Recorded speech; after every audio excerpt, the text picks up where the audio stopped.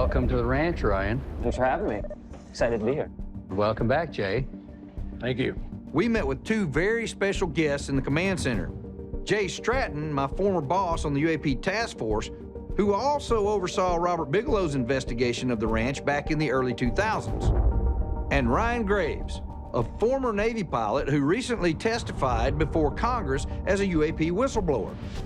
I applaud you for what you guys are doing to actually see what's out here. Well, with that in mind, we have a fairly complex experiment planned.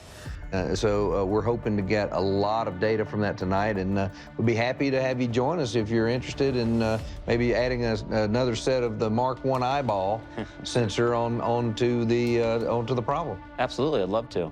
Thanks for having me. This is great. Well, we got stuff to do. Let's get out there and get going. Hey, Dragon, Thomas, do you guys copy? Tonight, our friends from Lock Precision Rockets have designed two multi-rocket launching systems.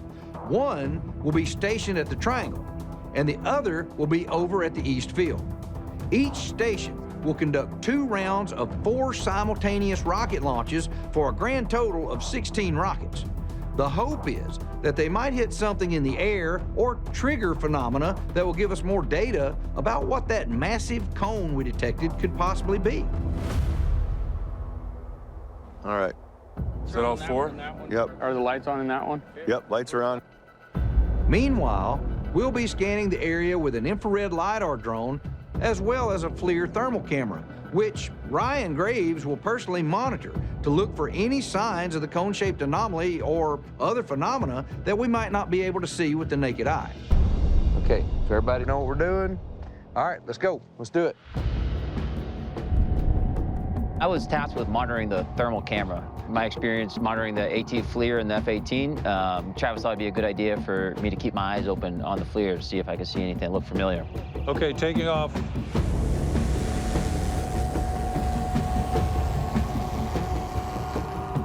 Hey, Dragon, Thomas, you guys copy? Yeah, go ahead, Travis. We are very close. The lights are ready on the rockets. Do we have a drone in the air? Caleb is about to start the LiDAR here. Copy that. All right, I'm gonna go down and start that terrestrial scanner. Okay, I'm gonna get out here where I can see you guys. Get them all armed. Rockets are going hot. 10, 9, 8, 7, 6, 5, 4, Here we go. 3, 2, 1. Oh, did you see that? I see strobes. I've seen 3. We've got one lawn dart somewhere. Okay, I only have 2 rockets in the air right now. Do y'all see the third one? Yeah, I got 3. Look at them go. What's weird is that one's heading north, Well, right. and that one's headed almost south. How does that work? How can you have 2 chutes being blown different directions? They're right next to each other. Well, we got 3 in the valley here. Well, they're coming down slow. Hey, Thomas. Do you copy? Yeah, go ahead, Travis. We had 4 successful launches, 3 of the chutes deployed properly. How did yours do? Well, that's very interesting. We had 4 that launched on time. 1 drifted completely to the north. We had 1 that got tangled up in its chute and came down right here by the tent. We had 2 coming down right next to each other. 1 got blown clear to the north, and the one right next to it got blown to the south simultaneously. We're trying to figure out how that took place. We've seen things here at Skinwalker Ranch that you just don't see elsewhere.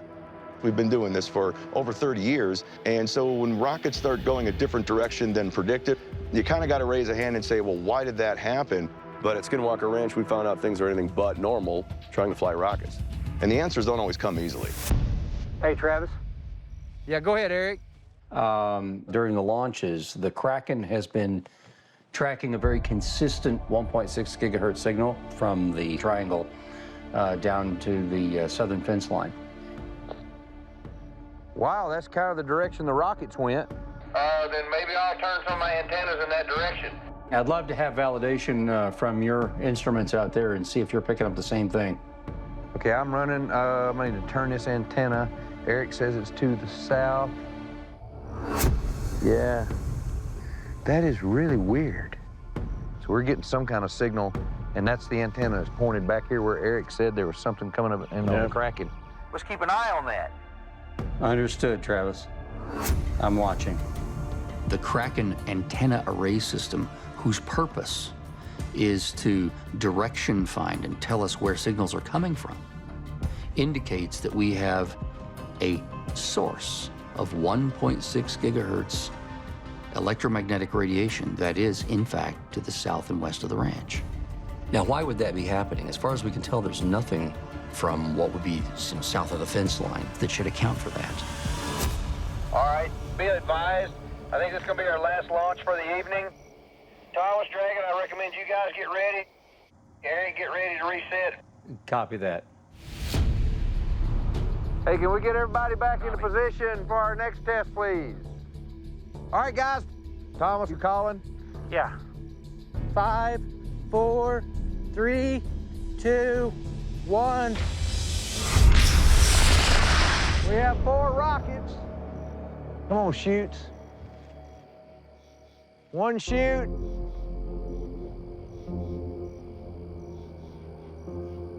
Oh, I only see 1 shoot. 2, 3, 4. We got all 4 shoots. Yeah, I can see theirs too. They're coming right down on top of us. Nope, what's that? Right there. What's that?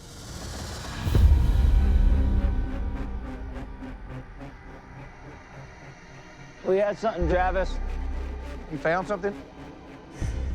Yeah, it was in the cloud layer up here, and it was descending down.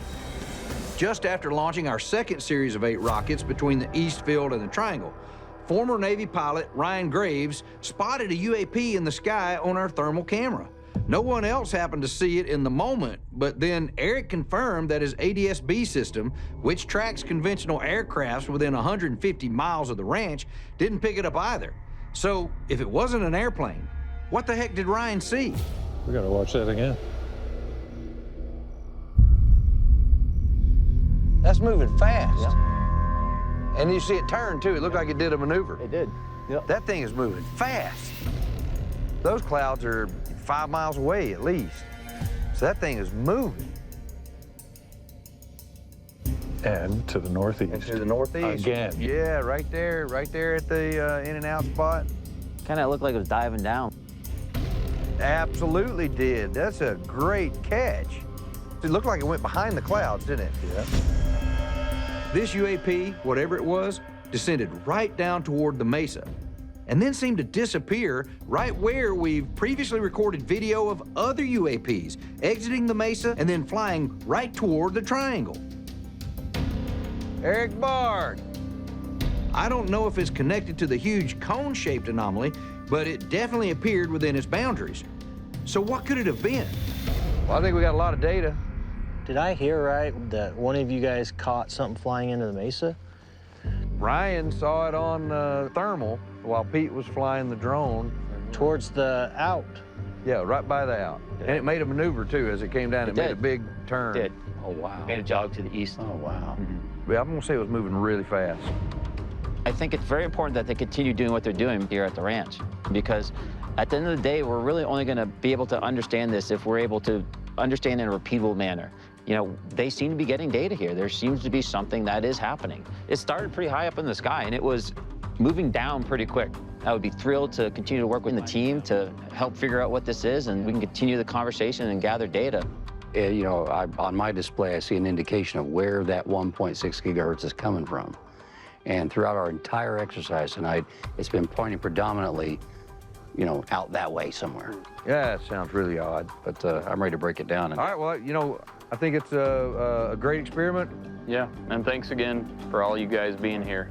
We appreciate it. All right.